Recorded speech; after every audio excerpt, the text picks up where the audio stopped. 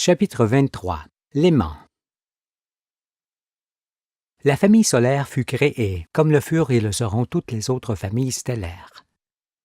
Les étoiles sont en effet des soleils, comme le nôtre, qui ont également des astres, des planètes avec leurs satellites. Et le soleil éclaire un monde vivant, comme toutes les étoiles éclairent aussi leur propre monde. Tel est le raisonnement que l'on doit tenir et qui montre qu'il n'y a qu'un seul principe d'existence avec lequel on peut tout expliquer. Par conséquent, il n'est nul besoin de grande expérimentation, ni de mesures et d'appareillage pour trouver ce principe qui consiste à exister l'un par l'autre, comme cela se fait naturellement par l'apport, intégration et la dépense, désintégration des parties qui forment un courant. Après avoir examiné l'électricité, ce qu'elle est en soi, ce qu'elle produit et ce que sont ses conséquences, observons maintenant l'activité d'un aimant fait par l'homme, pour qu'il nous serve de référence. Ainsi, nous pourrons voir les lignes de force dans leur formation, leur parcours et leur rôle. Nous saurons alors comment les électrons qui les forment arrivent à se mettre en orbite et à composer les anneaux qui engendrent les satellites, ces petits astres qui deviendront par la suite des planètes ou des étoiles. Un petit aimant n'est évidemment pas en mesure d'avoir une magnétosphère suffisamment puissante pour entraîner tous les corps comme le fait un astre. Il n'est cependant pas différent de celui qui est sous nos pieds. Seule la puissance de son activité diffère. De plus, un aimant fait par l'homme n'est pas lié à d'autres à la manière des satellites, des planètes et des étoiles qui font partie d'un ensemble électromagnétique. Soyons donc vigilants dans les comparaisons pour ne pas nous perdre dans des invraisemblances, à la façon de ceux qui sautillent devant les étoiles en criant « Nous sommes savants, nous sommes savants », alors qu'ils ignorent tout et confondent volontiers le Créateur de toutes choses avec le hasard et sa science avec leur extravagance. L'aimantation du métal.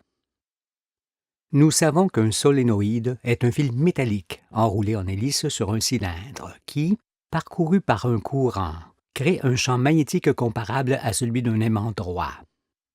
On s'en sert pour aimanter des barreaux métalliques, car l'activité électromagnétique du solénoïde se transmet au métal qui reste aimanté lorsqu'on le retire de ce cylindre fait par le fil conducteur. Ainsi fait, un aimant peut à son tour aimanter un morceau de fer que l'on place dans ses champs magnétiques, car ce phénomène est transmissible. Après avoir retiré le barreau ci-dessus du solénoïde, on constate qu'il est aimanté. Le solénoïde lui a donc transmis la vie, car lorsqu'un morceau de métal est aimanté, il est actif. Les lignes de force, qui apparaissent lorsqu'on pose l'aimant sur un carton saupoudré de limaille, existent pareillement tout autour de lui. Elles forment ainsi des cocons les uns dans les autres et de plus en plus grands.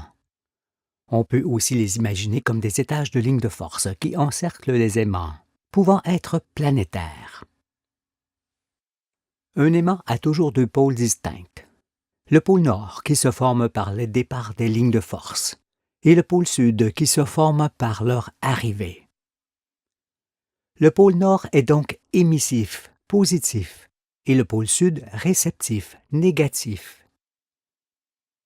La figure ci-dessus montre que les lignes de force qui quittent le pôle nord et reviennent au pôle sud, en passant dans l'espace, sont obligatoirement courbées dans leur trajectoire par la pression magnétosphérique de cet aimant. Mais nous n'observons ici que trois éléments de l'aimant, qui sont le métal, les lignes de force et la magnétosphère, alors qu'il y a aussi son plan d'anneau que nous allons bientôt examiner. Lorsqu'il s'agit d'un aimant fait par l'homme, il est activé par de faibles courants électriques, capables cependant de déplacer des limailles de fer, ce qui est une gêne considérable pour le fonctionnement de l'aimant, parce que chaque limaille est une résistance à l'avancement des électrons, et cela augmente d'autant sa faiblesse.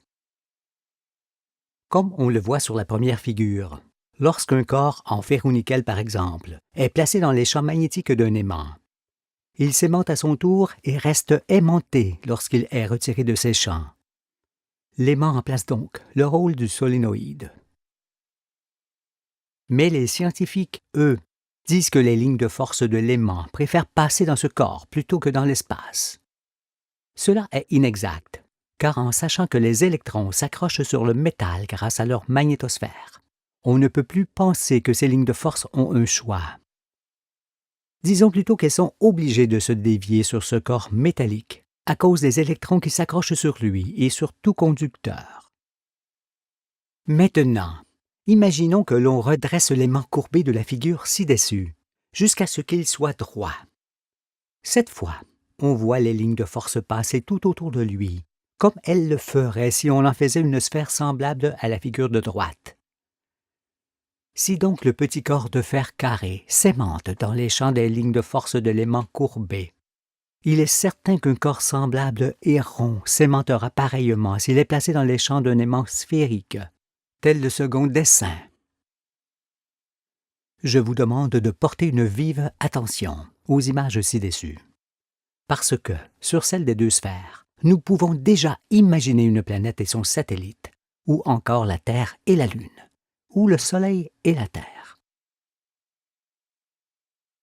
Ces figures font également apparaître que les pôles des deux petits corps de fer sont inversés par rapport aux pôles des deux gros aimants, ce qui vient du fait qu'un côté reçoit alors que l'autre émet. Cela nous montre également que la Terre et les autres planètes ont leurs pôles inversés par rapport à ceux du Soleil, et que les satellites des planètes ont eux aussi leurs pôles inversés par rapport à ces dernières. Toutefois, l'objet de ces dessins n'est pas d'expliquer ces choses, mais d'expliquer la transmission de l'aimantation, qui nous rapproche un peu plus de l'activité céleste. Ces illustrations sont deux vues différentes d'une seule des multiples lignes de force qui entourent un aimant.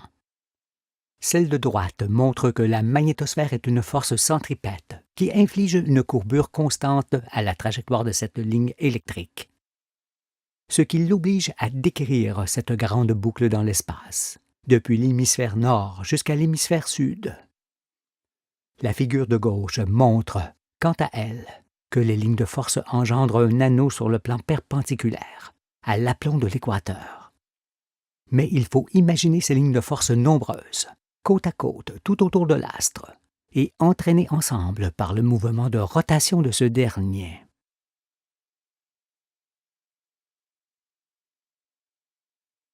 Formation des anneaux. Que des particules soudées entre elles soient en orbite autour d'un aimant planétaire, comme lorsqu'elles forment un corps solide, ou qu'elles soient en orbite en étant libres. Cela est semblable. Si petits soient-ils, les électrons sont des masses ayant une inertie. Ils sont animés d'une vitesse fort élevée qui exerce sur eux une force centrifuge considérable lorsqu'ils décrivent les plus grandes spires des lignes de force, à l'aplomb de l'équateur. C'est pourquoi beaucoup échappent aux lignes de force en cet endroit et se mettent en orbite autour de l'astre, de part et d'autre de ces lignes, et perpendiculairement à ces dernières. Ainsi, ils forment progressivement deux anneaux côte à côte et tournant en sens contraire. Créés par une seule rangée de lignes de force, par un seul étage, ces deux anneaux sont les deux parties d'un même ensemble, entraînés par l'astre duquel il dépend. Voici illustré ce phénomène de création d'anneaux. La première figure montre les lignes de force d'une seule rangée, coupées au point le plus haut. Elles tournent toutes sur elles-mêmes, dans le même sens. On voit des électrons s'échapper de ces lignes, car leur grande vitesse de rotation, qui exerce sur eux une force centrifuge considérable, les propulse de part et d'autre de la ligne médiane. Ainsi, les premiers électrons qui se mettent en orbite autour de l'astre en entraînent d'autres à leur suite. De la sorte, l'anneau qu'ils commencent à former se densifie peu à peu. Il devient alors progressivement une masse diffuse, une masse fluide importante qui alors attire toujours mieux les électrons des lignes de force. C'est pourquoi, lorsqu'il en sera rempli, saturé, cet anneau donnera naissance à une perle de ferro-nickel, à un satellite. Nous y viendrons. Pour l'instant, l'image du haut nous montre que les lignes de force tournent sur elles-mêmes, de gauche à droite, en donnant le sens de rotation des deux demi-anneaux qu'elles produisent dans l'espace. Mais elles peuvent, tout aussi bien, tourner sur elles-mêmes de droite à gauche sur un autre étage, en inversant de la sorte le sens de rotation de leurs demi-anneaux. Le dessin du bas, où ne figurent plus les lignes de force, montre à la fois la zone centrale dans laquelle il ne peut y avoir des électrons et les polarités qui se créent. Comme la Terre tourne à la fois sur son axe et autour du Soleil, les lignes de force tournent sur elles-mêmes et autour de leur astre qui les entraîne tout ensemble dans son mouvement. Une ligne de force n'est pas un fil rigide, mais un courant, un fluide fait par des électrons. Plusieurs d'entre eux se mettent en orbite pendant que les autres continuent leur trajet au sein de la ligne allant d'un pôle à l'autre. Ces lignes déversent donc partiellement leurs particules sur l'anneau qui s'en remplit. Cela est semblable lorsqu'on prend un peu d'électricité sur un conducteur. Ce qu'il en reste n'en continue pas moins de circuler sur celui-ci. Ici, c'est la même chose. Un peu d'électricité est prise continuellement. Sinon, si toute l'électricité des lignes de force était absorbée par les anneaux, il ne pourrait plus y avoir de retour de ces lignes au pôle, et le système entier ne pourrait exister, faute de circuit. Alors, rien ne serait possible. Ceci représente l'évolution d'un anneau au sein de la magnétosphère de l'astre. On y remarque la dispute continuelle des forces centrifuges et centripètes qui s'exercent sur lui, comme sur tout corps en orbite et en apesanteur. Par la force centrifuge, le demi-anneau extérieur tend à s'éloigner de l'astre, tandis que, par la force centripète, le demi-anneau intérieur tend à s'en rapprocher. Mais ni l'un ni l'autre ne peut y parvenir. Cela, en raison de leurs polarités différentes et de l'attirance qui se crée entre eux avec leur magnétosphère. Tout cela distingue les deux demi-anneaux qui n'en forment qu'un seul et qui est entraîné, dans son ensemble, par la rotation de l'astre sur lui-même. Au fur et à mesure que l'anneau augmente sa densité par l'apport incessant d'électrons, il peut être considéré comme du métal fluide ou comme une grande masse diffuse. Il suffit alors qu'il s'établisse un contact entre ces deux demi-anneaux pour qu'il se produise un court-circuit qui donnera naissance à une grosse perle de ferro-nickel. Celle-ci se refroidira alors aussitôt dans sa masse, puis s'aimantera dans les champs magnétiques de la planète et obligera tous les électrons de l'anneau à passer sur elle, ce qui échauffera sa surface cette fois et fera augmenter sa taille par soudure des électrons. On dira, peut-être, que si un astéroïde conductible se positionnait au centre de cet anneau, il pourrait établir le contact entre les deux demi-anneaux, qui s'effondreraient alors sur ce point en donnant naissance à une perle métallique. Non, le noyau métallique d'un astre n'apparaît pas de cette manière. Nous verrons par la suite que l'activité du Soleil est variable et qu'une augmentation soudaine de son activité se répercute forcément sur la planète. Ce qui suffit à fournir un surcroît de charge à cet anneau planétaire et provoque de la sorte le contact qui donne forme à une perle de ferro-nickel.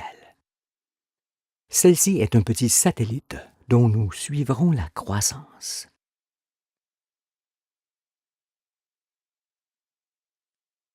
Évolution des anneaux. Afin que les phénomènes nous apparaissent dans l'exactitude de leur dimension, il faut penser qu'ils se forment dans le temps qui leur est propre. Par rapport à nous, ce temps est fort long s'il s'agit d'astres et fort court s'il s'agit de particules. Ici, nous parlons de la formation des anneaux d'un astre, qui est donc fort longue à nos yeux. De plus, bien qu'ils se forment tour à tour et progressivement, imaginez qu'il y a autant d'anneaux autour d'un astre actif, tel Jupiter par exemple, qu'il y a d'étages de lignes de force. Ces anneaux sont par conséquent plus petits en diamètre près de l'astre que s'ils en sont éloignés.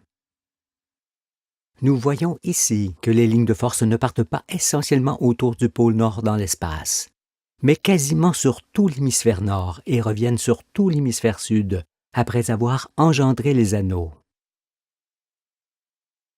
Cela étant, les lignes qui partent près de l'équateur et sur une plus grande circonférence sont forcément les plus nombreuses et celles qui donnent naissance à l'anneau proche de la planète. Celui-ci est toujours le dernier né. Les anneaux se forment chacun à leur tour à l'aplomb de l'équateur, tout en haut des lignes de force, et s'écartent lentement de l'astre par augmentation progressive de leur circonférence. On peut comparer cela à des ondes sur l'eau qui s'en vont au loin. Il faut regarder ainsi l'éloignement des anneaux, en pensant toutefois que durant toute une vie d'homme, on ne pourrait assister à aucun changement de position de ces anneaux. Tant est grand et long ce phénomène. Cependant, ils s'écartent de l'astre dans le temps, en éloignant avec eux le satellite qu'ils portent pour laisser la place à d'autres enfantements. Au fur et à mesure de l'augmentation de la circonférence de l'anneau, qui s'éloigne ainsi de l'astre, on comprend que le départ des lignes de force suit le mouvement et se déplace vers les pôles de l'astre.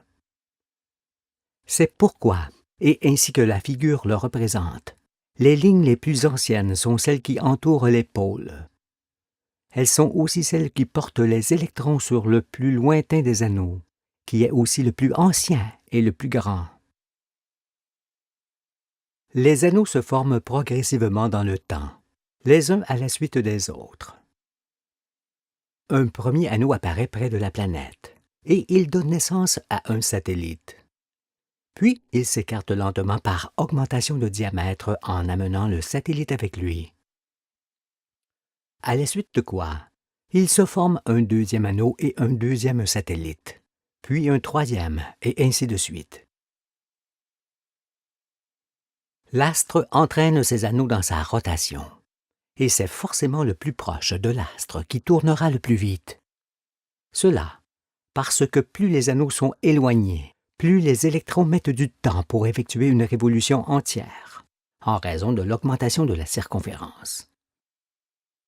Si donc on imagine une planète sur chacun des anneaux de la figure ci-dessus, en pensant qu'il s'agit de l'ensemble électromagnétique du Soleil au centre duquel il règne, on remarque que ces planètes seront obligées de tourner sur elles-mêmes, puis autour du Soleil dans des années de différentes durées.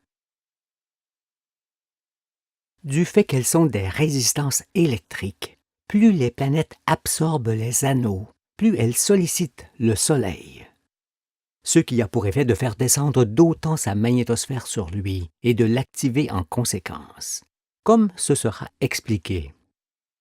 Mais cela témoigne que ce sont bien les planètes qui font fonctionner le Soleil, et qu'il en est obligatoirement de même pour les autres étoiles.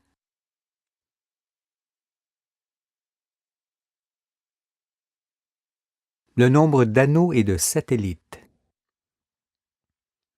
Qu'est-ce qui limite le nombre des anneaux d'un astre? C'est le nombre de satellites que la planète peut engendrer et nourrir avant de devenir étoile. Il est évident qu'une planète a des capacités ne pouvant être dépassées, et il est probable qu'elle doit avoir une grande taille et une activité comparable à celle de Jupiter, Saturne, Uranus et Neptune, pour pouvoir engendrer des satellites. L'enfantement commence dès que son activité permet la formation et la saturation d'un premier anneau, duquel naît un satellite, puis un deuxième et d'autres encore, et se termine probablement juste avant qu'elle ne se mette à briller. Quel est alors le nombre de ces satellites? Il est comparable au nombre d'enfants qu'une femme puisse mettre au monde. Il peut être réduit ou plus grand, selon les conditions et les circonstances. Disons qu'une planète destinée à devenir étoile peut engendrer une douzaine de satellites, et nous serons fort près de la réalité. Mais il y a aussi des adoptions, comme cela sera montré. Ainsi, L'anneau le plus éloigné de l'astre bénéficiera du plus petit nombre de lignes de force. Mais comme il est aussi le plus grand en circonférence et en surface, il sera le moins dense. Il ne connaîtra donc plus jamais la saturation comme ce fut le cas lorsqu'il a engendré le satellite qu'il nourrit désormais. Non, comme on l'a vu, l'anneau qui se sature et donne naissance à une perle de ferro-nickel est celui qui se trouve près de l'astre, parce qu'il est le plus petit en diamètre et celui qui est formé par le plus grand nombre de lignes de force. Par conséquent, si l'on imagine les anneaux colorés, il faut les voir foncer près de l'astre, et de plus en plus clairs au fur et à mesure qu'ils s'éloignent de lui.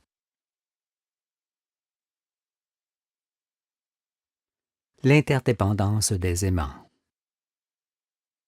La magnétosphère a un rôle prépondérant sur la formation des anneaux, car sans elle, la mise en orbite des électrons ne pourrait se faire, comme ne pourrait s'effectuer la rotation des satellites autour de leur astre. Mais la magnétosphère d'un astre actif, comme le Soleil ou les planétoiles, augmente d'importance au fur et à mesure de l'augmentation du nombre de ses satellites.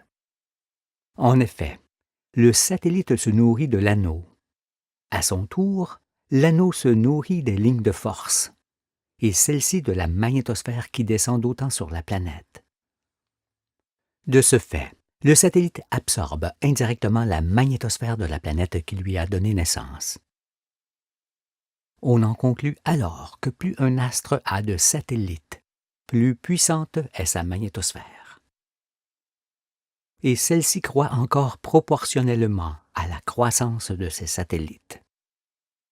La pression magnétosphérique d'un astre est donc variable et change la pesanteur en conséquence. Sur la figure qui précède, on peut imaginer une planète sur chaque anneau et voir ainsi ce qu'il en est exactement dans la famille solaire. Par exemple, on observe que le Soleil, qui est un aimant tournant sur lui-même, entraîne dans sa rotation sa magnétosphère, ses lignes de force, ses anneaux et ses planètes.